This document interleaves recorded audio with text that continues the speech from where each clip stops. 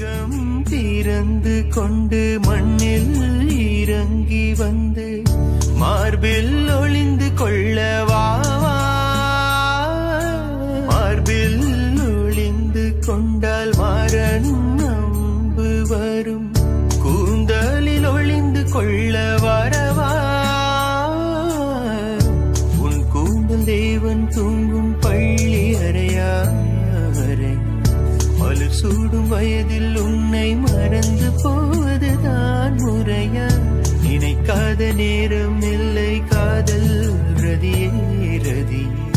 உன் பெயரை சொன்னால் போதும் என்று வழிவிடும் காதல் நதியே,